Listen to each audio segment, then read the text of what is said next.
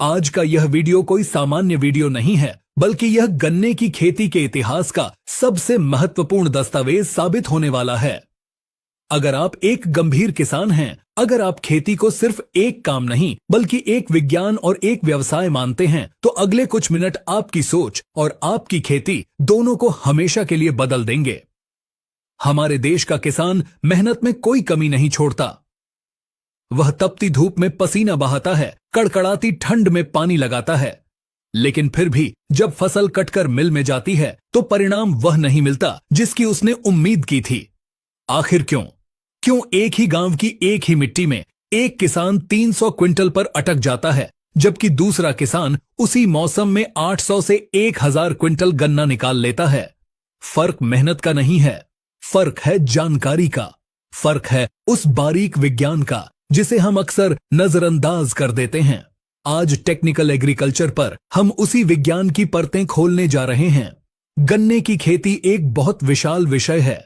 इसमें बुवाई से लेकर कटाई तक सैकड़ों छोटी बड़ी बातें हैं। अगर हम सब कुछ एक ही वीडियो में समेटने की कोशिश करेंगे तो वीडियो बहुत लंबी हो जाएगी और शायद कुछ महत्वपूर्ण बातें छूट जाएंगी। इसलिए हमने फैसला किया है कि हम इस जानकारी को 2 भागों में आप तक पहुंचाएंगे। किसान भाइयों, सबसे पहले हमें यह समझना होगा कि गन्ने की फसल अन्य फसलों से अलग क्यों है। गेहूं या धान 3 से 4 महीने की फसलें हैं, लेकिन गन्ना 1 साल यानी पूरे 365 दिन खेत में खड़ा रहता है। इसे एक मैराथन दौड़ की तरह देखें। अगर शुरुआत खराब हुई तो अंत कभी अच्छा नहीं हो सकता। सफलता का पहला मंत्र है मिट्टी की तैयारी। अक्सर किसान भाई गेहूं या सरसों कटने के तुरंत बाद खेत में आग लगा देते हैं, फिर रोटावेटर घुमाते हैं और गन्ना बो देते हैं। यह तरीका आपकी आने वाली फसल के लिए जहर के समान है। जब आप खेत में रोटावेटर चलाते हैं तो वह सिर्फ ऊपर की 4 से 6 इंच मिट्टी को भुरभुरा बनाता है, लेकिन उसके ठीक नीचे एक बहुत ही सख्त परत बन जाती है जिसे हम हार्ड पैन कहते हैं। गन्ने की जड़ें स्वभाव से गहराई में जाना चाहती हैं। उन्हें नमी और सूक्ष्म पोषक तत्व जमीन की गहराई से मिलते हैं, लेकिन यह हार्ड पैन उन जड़ों को रोक देता है। परिणाम यह होता है कि जब गन्ने को सबसे ज्यादा भोजन चाहिए होता है, तब उसकी जड़ें भोजन तक पहुंच ही नहीं पाती। तो सही तरीका क्या है? सही तरीका यह है कि गन्ने की बुवाई से पहले कम से कम हर 3 साल में एक बार खेत की गहरी जुताई जरूर करें।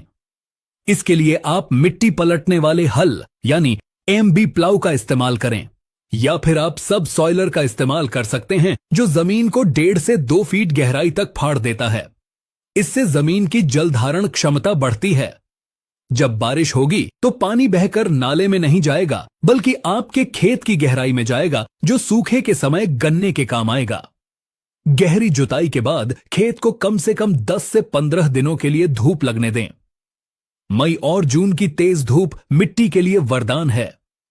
यह धूप मिट्टी में छिपे हानिकारक कीड़ों के अंडों को, फंगस को और निमाटोड को प्राकृतिक रूप से खत्म कर देती है। यह प्रकृति का अपना सैनिटाइजर है। अब बात करते हैं मिट्टी के पोषण की। सालों से लगातार रासायनिक खाद जैसे यूरिया और डीएपी डालने के कारण हमारी मिट्टी से कार्बनिक तत्व यानी अनऑर्गेनिक कार्बन खत्म हो गया है। मिट्टी बेजान हो चुकी है।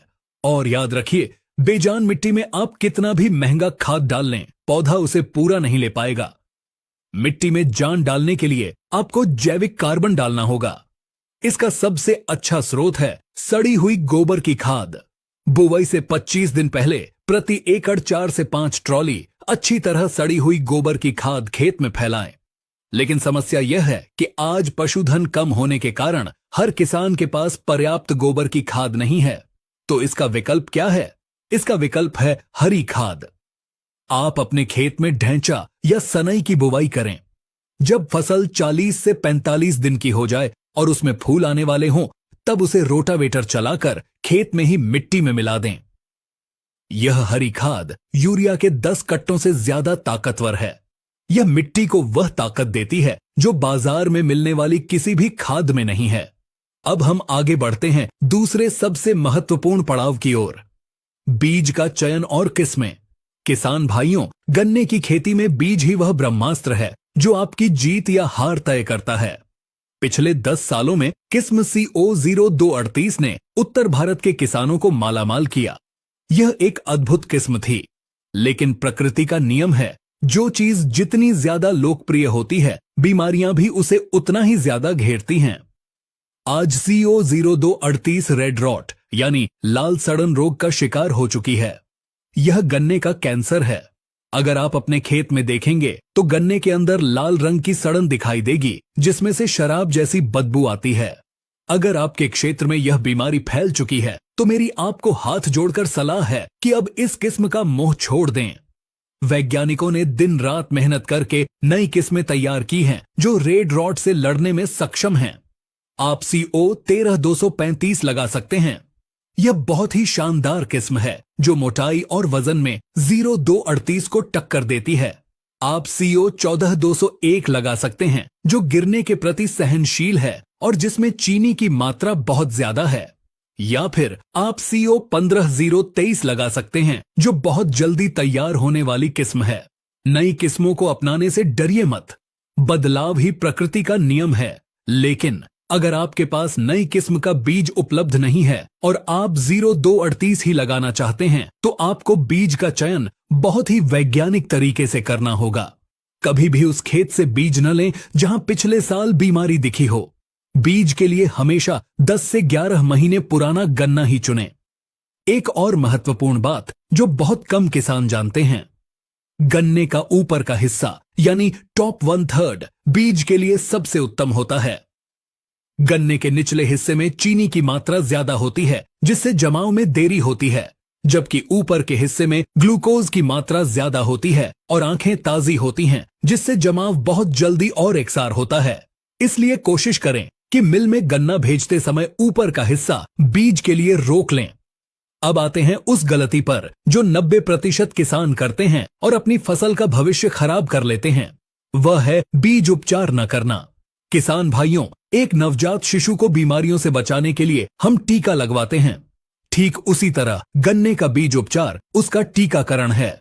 आप हजारों रुपए जुताई और खाद्य पर खर्च करते हैं, लेकिन मात्र 100 से 200 रुपए के बीज उपचार में आलस कर जाते हैं। यह बहुत बड़ी भूल है। जब आप गन्ने के टुकड़े काटते हैं तो उसके दोनों सिरों पर घाव हो जाते हैं। मिट्टी में मौजूद अरबों फंगस और कीड़े इन्हीं घावों के जरिए गन्ने के अंदर घुसते हैं और उसे अंदर से खोखला कर देते हैं।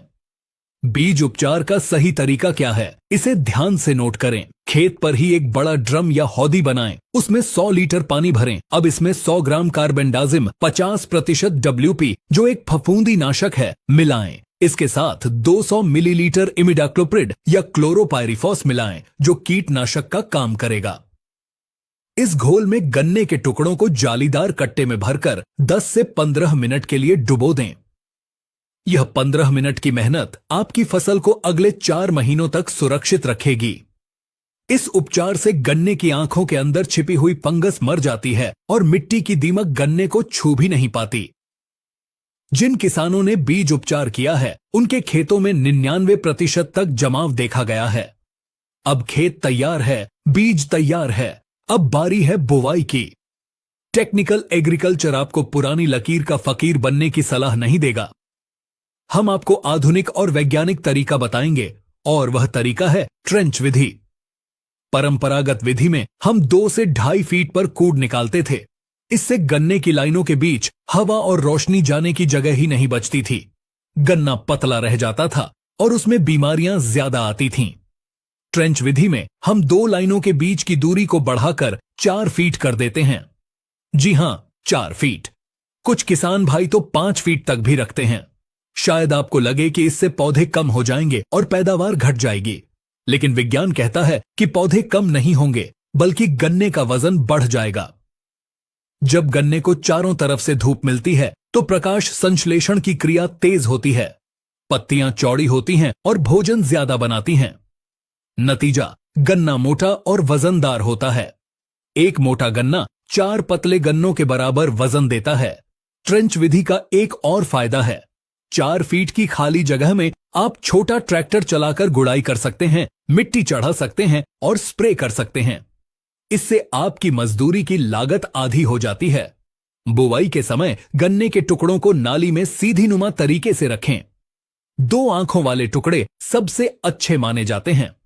टुकड़ों को एक दूसरे से सटाकर न रखें, बल्कि उनके बीच थोड़ी दूरी रखें। बुवाई के बाद गन्ने को मिट्टी से ढकने का काम आता है। यहां भी किसान गलती करते हैं। वे गन्ने के ऊपर बहुत सारी मिट्टी डाल देते हैं और फिर पाटा लगा देते हैं। इससे गन्ने की आंखें दब जाती हैं और उन्हें बाहर निकलने में बहुत ताकत लगानी पड़ती है। आपको सिर्फ 1 से 2 इंच मिट्टी ही टुकड़ों के ऊपर डालनी है। जितनी कम मिट्टी होगी, जमाव उतना ही जल्दी होगा। गर्मी के मौसम में नमी बनाए रखने के लिए आप हल्का पानी तुरंत लगा दें। अब वीडियो के इस भाग का सबसे महत्वपूर्ण हिस्सा, बेसल डोज यानी बुवाई के समय दिया जाने वाला भोजन। गन्ने को अपनी शुरुआती अवस्था में जड़ें फैलाने के लिए फास्फोरस की और तना बनाने के लिए पोटाश की जरूरत होती है। प्रति एकड़ के हिसाब से आपको लेना है 1 बैग डीएपी या 3 बैग सिंगल सुपर फॉस्फेट।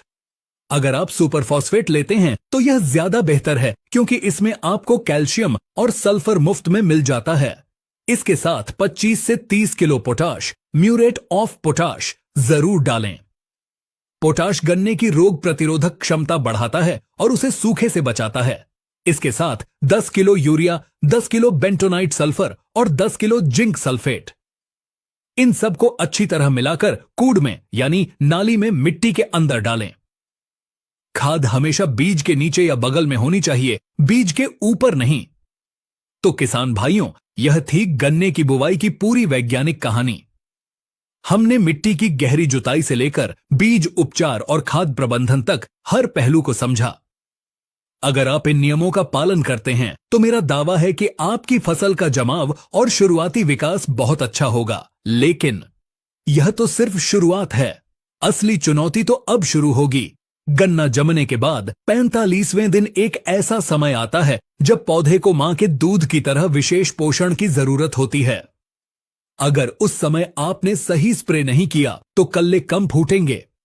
फिर 60 दिन बाद हमला होगा गन्ने के सबसे बड़े पैमाने दुश्मन कंसुआ का। वह चुपके से आएगा और आपकी फसल को बर्बाद कर देगा। फिर 90 दिन बाद चुनौती आएगी गन्ने को गिरने से बचाने की। इन सब चुनौतियों का समाधान क्या है? गन्ने की मोटाई बढ़ाने का वह कौन सा सीक्रेट टॉनिक है जो बड़े बड़े कृषि वैज्ञानिक छुपाते हैं? कैसे आप गन्ने के बीच में दूसरी फसलें उगाकर अपनी आमदनी को दोगुना कर सकते हैं? और पानी लगाने का वह कौन सा तरीका है जिससे कम पानी में भी गन्ना हरा भरा रहता है? यह सब कुछ और इससे भी बहुत कुछ हम लेकर आ रहे हैं इस वीडियो के दूसरे भाग में। भाग 2 पूरी तरह से गन्ने की देखभाल, रोग नियंत्रण और बम्पर पैदावार के सीक्रेट्स पर आधारित होगा। अगर आप चाहते हैं कि हम जल्द से जल्द भाग 2 रिलीज करें तो आपको एक छोटा सा काम करना होगा। अभी नीचे कमेंट बॉक्स में जाएं और लिखें पार्ट 2। जी हां, सिर्फ पार्ट 2। जितने ज्यादा कमेंट आएंगे उतनी ही जल्दी हम अगला वीडियो लेकर आएंगे। यह आपके हाथ में है, तो देर मत कीजिए, कमेंट कीजिए, लाइक कीजिए और इस वीडियो को अपने हर किसान भाई तक पहुंचाइए। मिलते हैं बहुत जल्द एक नई ऊर्जा और नई